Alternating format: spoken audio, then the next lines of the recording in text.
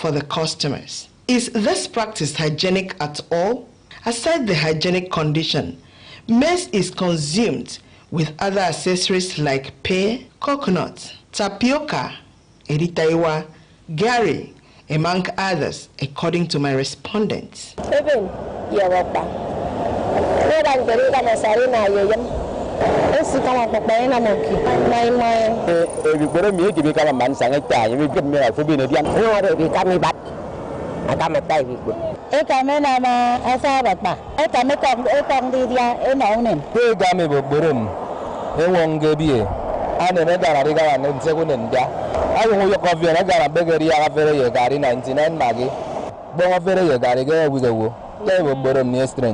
It is also observed that the maize business may be lucrative, judging by the number of sellers.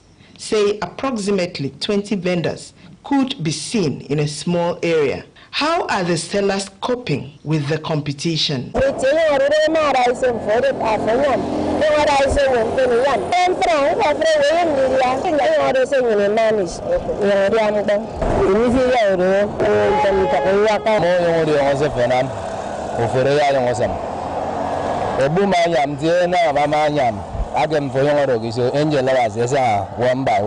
Now, since almost everyone eats and loves maize, can it be planted all year round?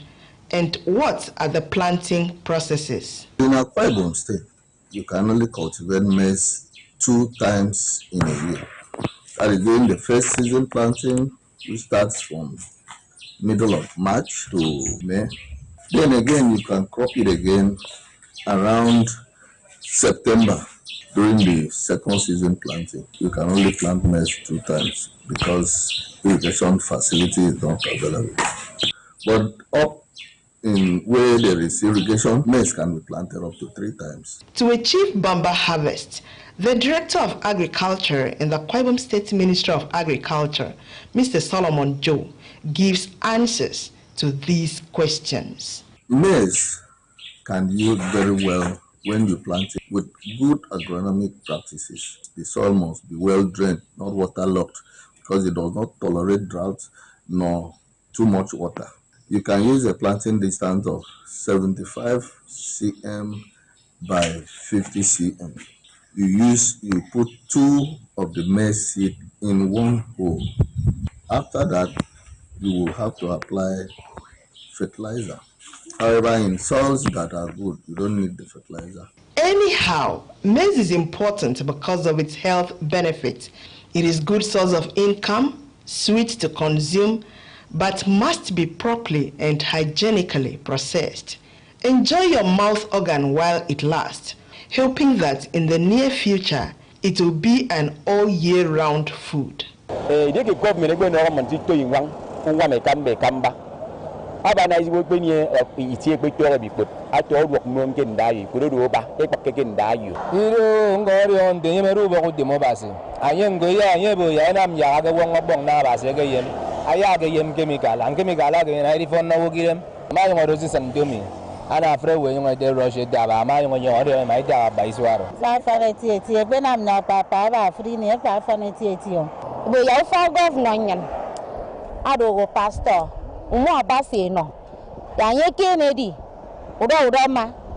bangin lea. Ki me kat Kenya nam ki tem feni fan e pora ni si kara ikire bibi korom.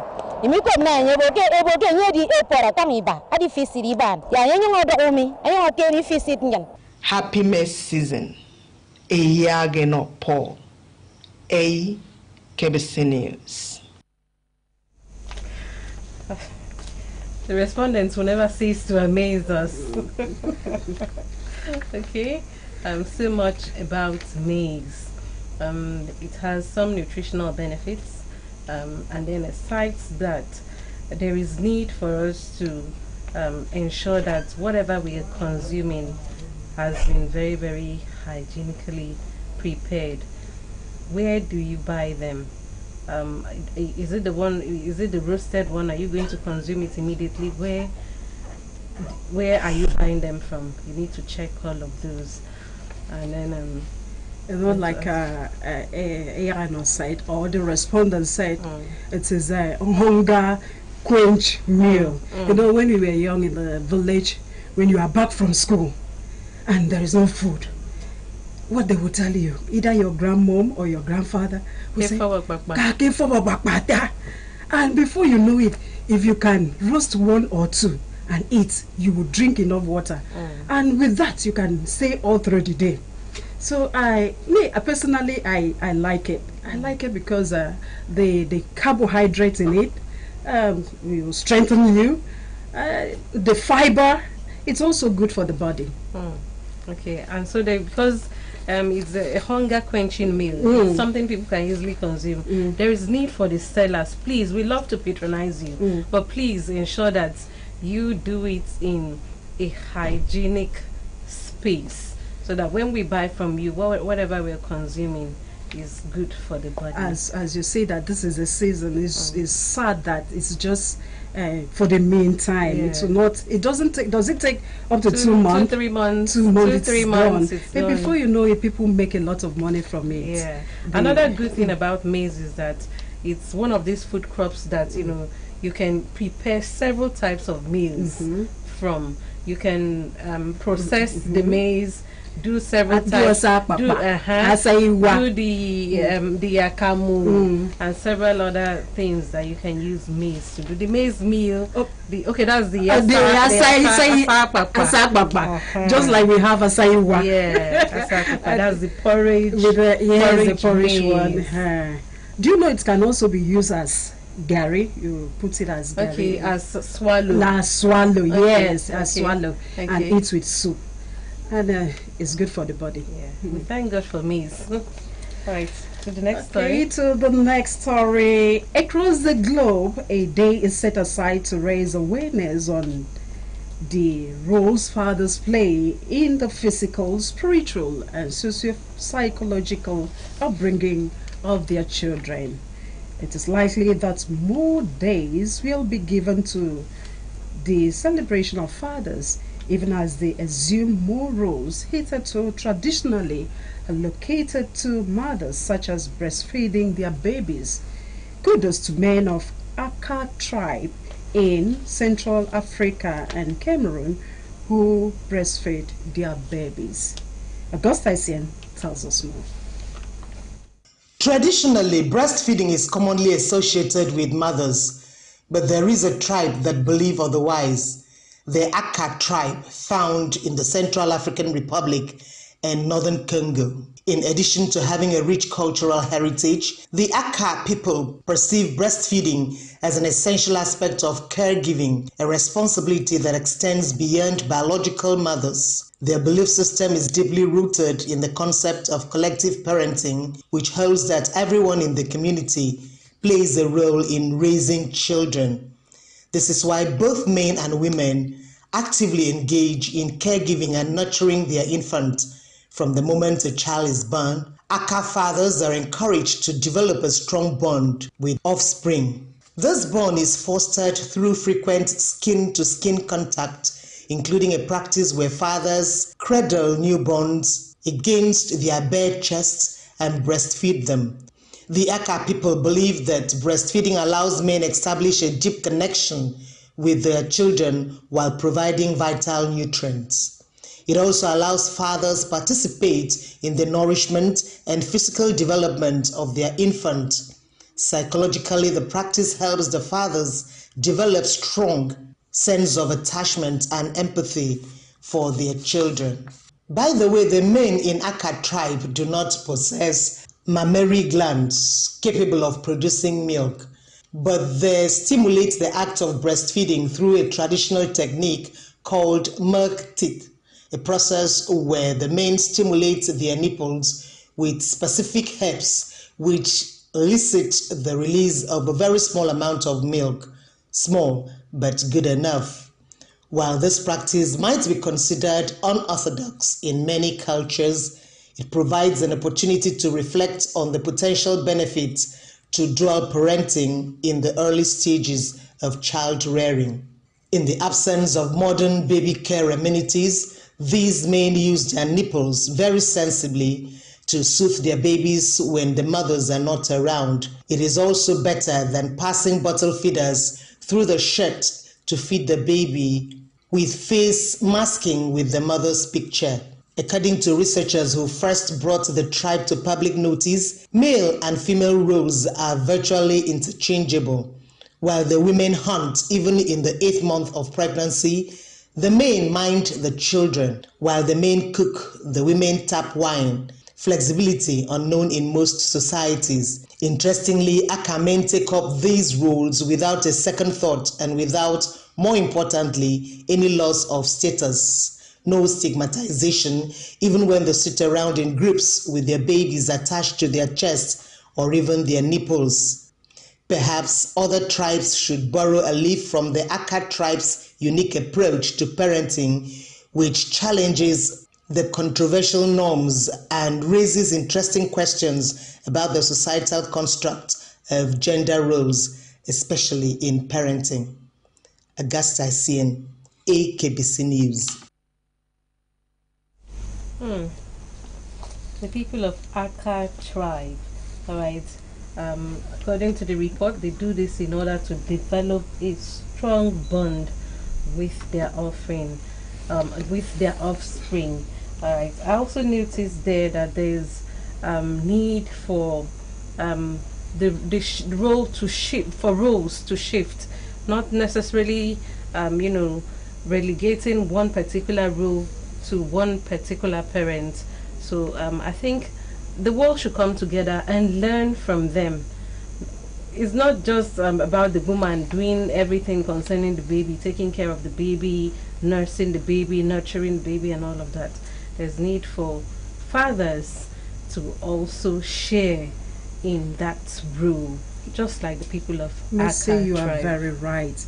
You know, the saying, what a woman can do, a man can also do it. What a man can do. No, this is what a woman can do. In this case, what a woman can do, a man can also do it. You know, I like it because it will help the mothers, unlike other tribes that will abandon the babies, the children to the mother. They think it is just the woman's responsibility to take care of the children. But in this case, it will also help them. It eases the stress from the women, you know, and also creates that bonding between the father and the children. I appreciate it. I like it. And I believe to women over there, they will be happy. Because the stress is... The women of Aka tribe. Yes, they will be happy because fathers are always present to help them, and there will be relief from that pains. I also love the parts where it's told that they sit around, talk about it. None of them is ashamed. None of them, jeers at the other. Why are you doing the woman's... Why are you taking over the woman's role and all of that? So, anything that will make them feel ashamed. None of them does that. They all do it. For me, my advice is, even if here a man cannot do a breastfeed, but I think fathers should always be there for their wives, help them. It's not easy. You are the one that put to bed. You are the one that passed through the pains. Sometimes you pass through the cesarean section part of it. And you need help. You need help. But some fathers do abandon the mothers, leaving the children. Sometimes they give birth to 4, 3, and twins. And you think... it's the woman's duty to do all the child nurturing. No. Take our advice. You might not be able to breastfeed, but help mothers. At least ease their pains. All right, we still have more for you on Sunday News Special tonight. Eastern Obolo stakeholders, youth embraced peace, commit to a RISE agenda. And we also have Tanzania declares outbreak of Marburg virus, 6 deaths recorded. Don't go away.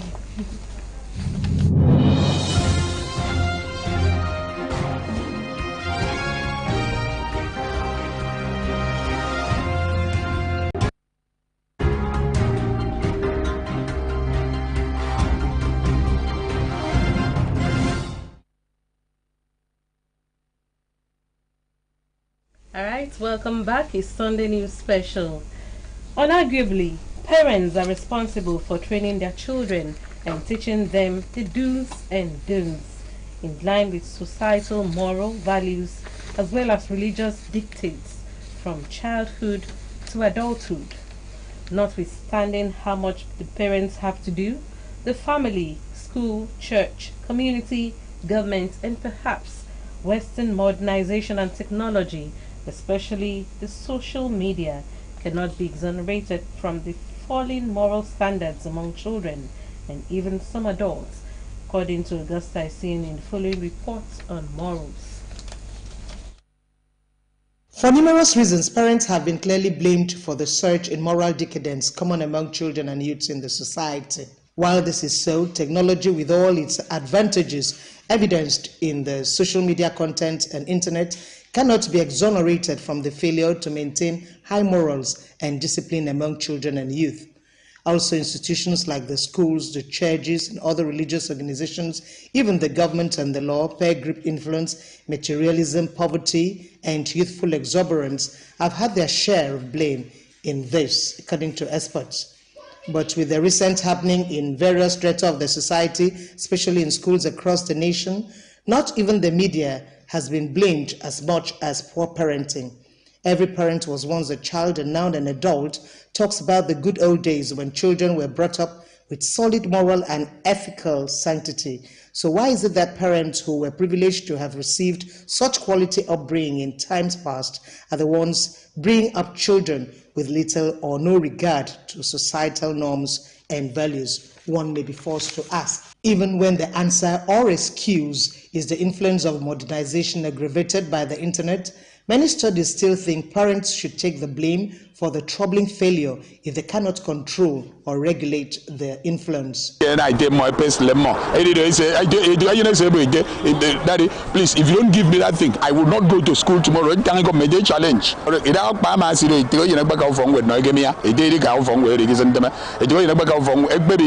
the school. At the matter gas on the school. I'm don't body back. A table when I go for all the one. And I'm not doing it grow wild, I grow wild. And I guess I come and to in may take his pan pack and Toyan. It's on Toyan. I think primary school, nursery school. Mete Meka. Yaka a token to the Tom Mava. Chicha Bamia, Moika, 1 year teacher. So, Michicha says, I'm near a so the daughter, the young man, women, Monang, buying a kid, Buchanan, Banante. The third are made by a fire. It's reader more kid, dear mom, make this and walk with no kind of mom. My parents used to give me good tutorials to direct me in a godly way. But compared to children of nowadays, most of the parents are not doing their duty. Child psychologists believe that parents have abdicated their primary responsibility by building up their homes and families to pursuit of wealth, career, pleasure, and fun, and have developed excuses to justify their negligence of this noble duty to the detriment of the children who are now growing into societal misfits. Children like to test their boundary. They try to push it as far as they could. It is our job as a parent to make sure we set appropriate and be consistent with the way we shape our children. Now, it could be a very hard job. I know that. Been there, done that. But for the next generation to be able to function well, we must, again, I cannot stress it enough, we must redirect certain negativity.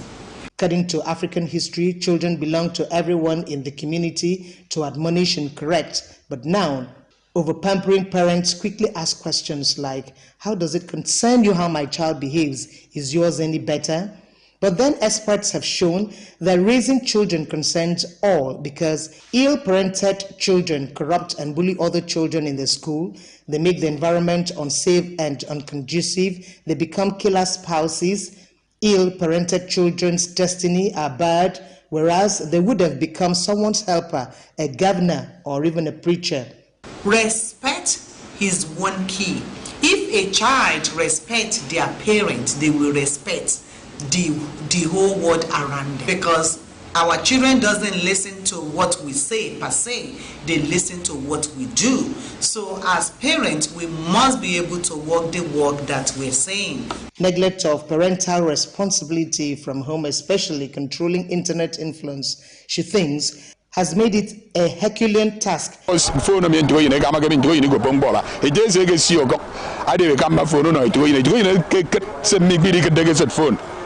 I could say, "Yammy, but the bossy boy, we get here, you might put my organized and I'm doing a giddy arm the phone. Eddie on I'm a dog and a dog and other school. A dog and another thing, a follow up the thing. I be at doing a car and doing a gun a phone about. Exposed to pornographic images and all those things that will expose you because you can browse his father's or the mother's phone easily. Experts have all agreed, however, that while parents have the sole responsibility of breeding good children into acceptable adults, their efforts should be crowned by religious organizations, education stakeholders, the law, and government, by churches preaching and teaching more of morals, virtues, righteousness than prosperity, and emphasizing on Sunday school and children church. Schools making moral instruction a compulsory subject, just like mathematics and English. Introduction of scripture union and students' Christian movement in secondary school, as the case was, to take the place of cult groups. Mete a trend to a football unit to a work song on his agony of my year, you give me a sound of been asking from them. Am I get okay? A demo on 1 year or come on 1 year discipline before for us. Say, I do in a phone before I go for us. I phone for us in good. It's a no one. You talk on the thought, okay?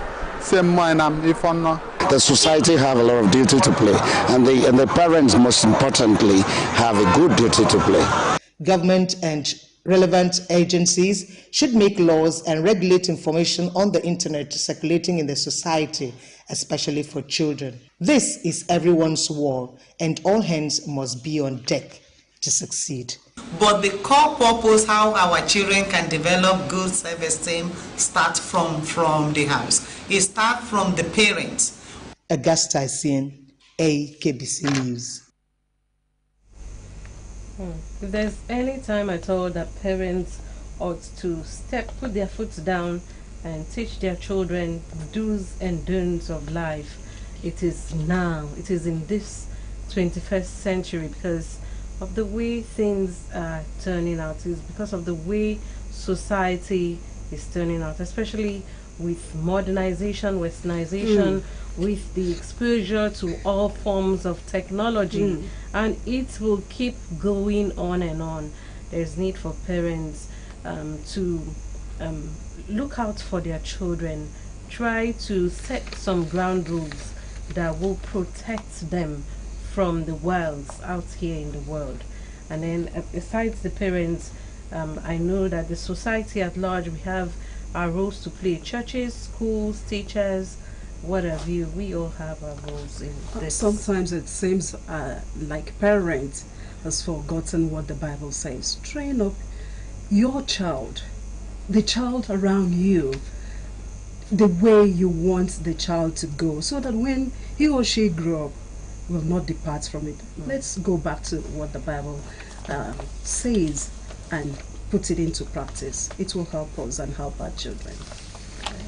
To the next story. A peace and unity work has been held by people of Eastern Obolo local government area to affirm their willingness to seek peace and put an end to the restive spell recently experienced in the area. The rally took them through major streets of the area up to the Obolo Hall, where the youth presented a peace charter. Yours truly witnessed the rally and now reports. Accompanied by cultural groups, youth of Eastern Obolo with placards announced their willingness to embrace peace and partner the Umoino Arise agenda. That's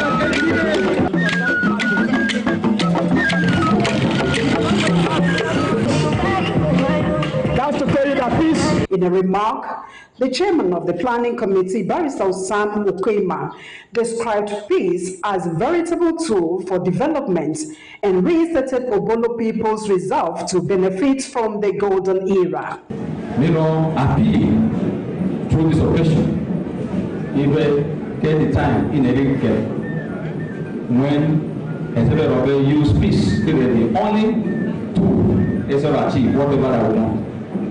And that under this new dispensation and this new era, all that we can see is peace and development. All that we can see is peace and prosperity. In a paper presented by the Chairman Elders Forum, Sir Adasi Ubolum, on conditions precedents for community growth, opined that only peace can promote growth and development of society. The first core ingredient to usher in community growth and development is peace. Peace is taken to mean a state or period in which there is no war, a state of being free from dissension. Peace is so important in the world that even the living will tell the dead, R.I.P. The paramount ruler of Eastern Obolo, His Royal Majesty Ubong Harry John Eteto, said the governor, Pastor Umoino, has promised to fulfill his campaign promises to them if they allow peace to prevail. And today, we have gathered, we have converged, as we talk about the progress of Eastern Obolo. I preach peace always, and then peace is my tonic. I give peace, I drink peace, and whatever I do depicts peace, because I know that without peace, there could be no development. Similarly, stakeholders, including the State House member representing Ikorobasi, Eastern Obolo constituency, clan head, council chairman, and the regional manager of Sterling Group of Company, and others also preached the message of peace. Where you don't have peace, you don't have development. We want this Obolo to abide by peace so that we can develop Eastern Obolo. Let us look for peace. The government has changed, and we believe the situation in Eastern Obolo will now change. But I want to thank God for the wisdom of Pastor Moino, who has deemed it fit to come down to listen to the people and also to consult with them and know the challenges that we are facing, and also to bring a resolution to this problem. I say may God continue to bless him. That we are here to partner with you. Partner in the growth, in the prosperity that be among the children, or the youth, or the ladies, or the women, or the clan heads and the chiefs of the Royal Magistracy. High point of the event was the presentation of Peace Charter signed by a cross-section of youth leaders in Eastern Obolo, binding their resolve to lay down their wrath. We declare that going forward, one, we the youths shall do everything within our powers to promote harmony and prevent conflict with our neighboring communities. Juliet Richard, AKBC News. The benefits of a peaceful society will be far greater than, when the communities are at war with each other. Yeah, we can't override that. Kudos to the people of Eastern Obolo for making that bold move. Kudos to the youths of the area for, coming up with that charter. We pray for peace for that area. I also pray for peace to prevail in that area, and I must commend the youth of that local government for responding to the message of Excellency Pastor Umoino. We appreciate them, and we believe that as they succumb, as they lay down their wrath, development will prevail and will also take place in that area. So we appreciate them, and we also call on other local governments to also do same and surrender and allow peace to take place. All right. Reports have it that there is an outbreak of a new disease called Marburg disease caused by fruit bats. The Ministry of Health and the United Republic of Tanzania on June 2 declared the first documented outbreak of Marburg virus from Bukoba district's Kagera region, with a total of 6 deaths. A.I. Paul reports on the outbreak. Marburg virus disease, according to reports, spreads via direct contact between broken skins or mucous membranes with the blood secretion organs or other body fluids of infected people and with surfaces such as beddings and clothing. The virus is said to also be contracted with fluids of people suffering from it or the corpse of whoever dies from the disease. According to epidemiology of the Marburg virus, incubation period varies from 2 to 21 days with symptoms like high fever, severe headache, severe malaise, and severe hemorrhagic manifestations. It's a deadly illness health officials in Equatorial Guinea have never seen before, but others have, and they're worried. Marburg belongs to the same family of viruses as Ebola, and like Ebola, has a very high fatality ratio. Marburg virus lives in fruit bats. It transmits from person to person through bodily fluids and causes severe hemorrhagic fever, bleeding in organs throughout the body. The illness kills 50 to nearly 90% of people infected. There are no approved treatments or vaccines. Early supportive care for patients include rehydration with oral or intravenous fluids, since the treatment of specific symptoms. Co-infections can improve survival, and range of potential treatments are being evaluated, including blood products, immune therapies, and drug therapies. Thousands of people are now being quarantined inside their homes. This is where there are some suspected cases just right across the border. So, Dr. Cameron Kahn tracks viruses around the globe. He says the case count is likely an underestimate, noting outbreaks are kind of like house fires. Canadian scientist Gary Kobinger worked on a Marburg vaccine over a decade ago. The work was shelved due to funding. Experts insist countries should invest in public health and get ahead of virus. In Tanzania, among the reported 11 cases, 3 have recovered and a total of 6 people have died. Cases range from age 1 to 51, with males being the most affected. Equatorial Guinea is said to have recorded some deaths, according to reports. First and foremost, we need to intensify the epidemiological surveillance, so quickly confirming contacts of cases themselves. And the most important thing to do, of course, is to stop the transmission of the virus.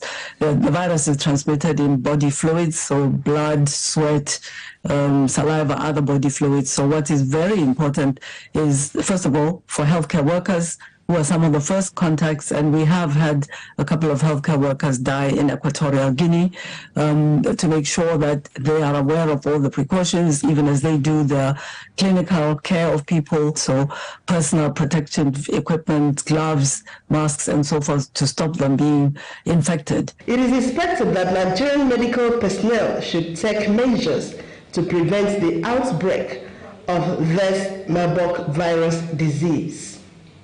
Paul, KBC News.